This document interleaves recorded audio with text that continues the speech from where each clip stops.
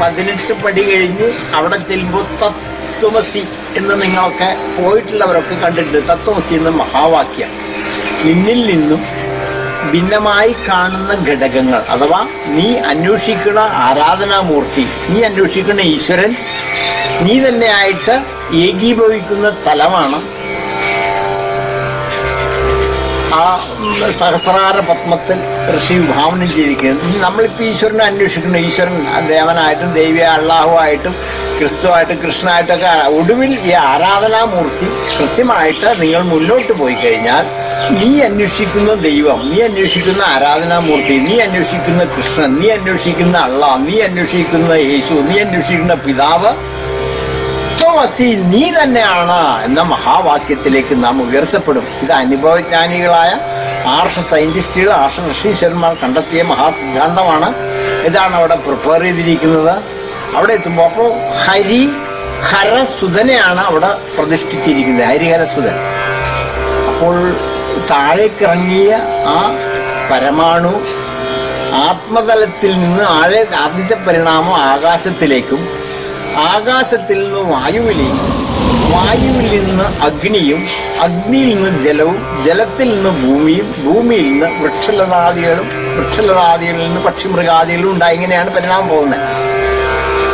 അങ്ങനെ വരുമ്പോൾ ഹരി ആ അനാഹത പത്മസ്ഥാനത്ത് അഥവാ ഹൃദയപത്മസ്ഥാനത്ത്, ആ ഹൃദയപത്മസ്ഥാനം ഫ്ലാറ്റ് എന്തിനെയാണ് കുറിക്കുന്നത്? വായുവിനെയാണ് പ്രതിനിധാനം ചെയ്യുന്നത്. അപ്പൊ ആ വായു തപസ്സിലൂടെ ഇവന്റെ വായു ആജ്ഞാചക്രസ്ഥാനത്ത് ആകാശസ്ഥാനമാണ്. ആ വായു ആകാശത്തിൽ ലയിച്ചാൽ 2 + 3 = 5. ഇപ്പൊ 2 3 ലയിക്കുമ്പോൾ 3ഉം 2ഉം അപ്രത്യക്ഷമായിട്ട് 5 എന്നുള്ള ഫിഗർ ലഭിക്കുന്നു.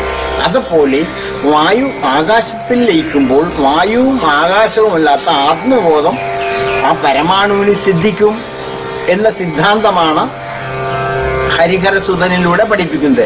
അവിടെ എത്തുമ്പോൾ നാം കാണുന്നത് എന്താണ്? ശ്രീകോവിലിൽ 18 പടിയും കഴിഞ്ഞ് കയറി അവിടെ ചെല്ലുമ്പോൾ ശ്രീകോവിലിൽ കാണുന്നത് ഒരു മനുഷ്യന്റെ പ്രതീകം കാണിച്ചിട്ട് കാലുകൾ ബന്ധിച്ചിട്ടിരിക്കുന്നു. നിങ്ങളൊക്കെ കണ്ടിട്ടുണ്ടല്ലോ, കാലുകൾ ബന്ധിച്ചിട്ടിരിക്കുക എന്ന് പറഞ്ഞാൽ നാം ചലിച്ചുകൊണ്ടിരിക്കുമ്പോഴാണ് നമുക്ക് ജീവിത ദുഃഖം ഉണ്ടാവുന്നത്, വേറിട്ടുള്ള ചിന്താഗതി ഉണ്ടാവുന്നത്, വിഭാഗീയ ചിന്താഗതിയൊക്കെ ഉണ്ടാവുന്നത് ചലനാവസ്ഥയിലാണ്. അത് ഹരനിൽ വിലയിച്ചാൽ, ഹരിയും ഹരനുമില്ലാത്ത സുതൻ അഥവാ ആത്മബോധം സിദ്ധിക്കുമ്പോൾ എന്തുണ്ടാവും? പോക്കില്ല വരവില്ലെങ്ങും വിശ്വം വ്യാപിച്ചു നിൽപ്പു ഞാൻ, ദേഹമാർന്നാലു നായകൻ ഞാൻ, ആയെനിക്കായി നമിപ്പു ഞാൻ. അപ്പോൾ ഞാൻ നമസ്കരിക്കാൻ പോകുന്നത് ആരാണ്? എന്നെ തന്നെയാണ്. അപ്പൊ അഖണ്ഡ ബോധത്തിന് വിധേയനായിട്ട് നാം ചലനമറ്റ് നിശ്ചലതയെ പ്രാപിക്കും എന്ന സിദ്ധാന്തമാണ് ഹരിഹരസുതനിലൂടെ, അഥവാ 18 പടികളും കഴിഞ്ഞ് കയറി അവിടെ ചെല്ലുമ്പോൾ ശിരോമണ്ഡലത്തെ അഥവാ സഹസ്രാരപത്മത്തെ സങ്കല്പിച്ച് പ്രതിഷ്ഠിച്ചിരിക്കുന്ന ഹരിഹര സുതസന്നിധിയിലൂടെ ഋഷി നമ്മെ പഠിപ്പിക്കുന്ന പാഠം. അപ്പോൾ നാം യാത്ര പുറപ്പെട്ട സ്ഥാനം എവിടെയാണ്? ആത്മതലത്തിൽ നിന്നാണ്, ചലനമറ്റിരുന്ന തലത്തിൽ നിന്നാണ് യാത്ര പുറപ്പെട്ടത്. ആഹാര നിഹാരാദികളൊന്നും വേണ്ടാതിരുന്ന തലത്തിൽ നിന്നാണ് താഴേക്ക് പുറപ്പെട്ട് ജീവതലത്തിലേക്ക് ഇറങ്ങിയപ്പോൾ ആഹാര നിഹാരാദികളും ഒക്കെ വേണം.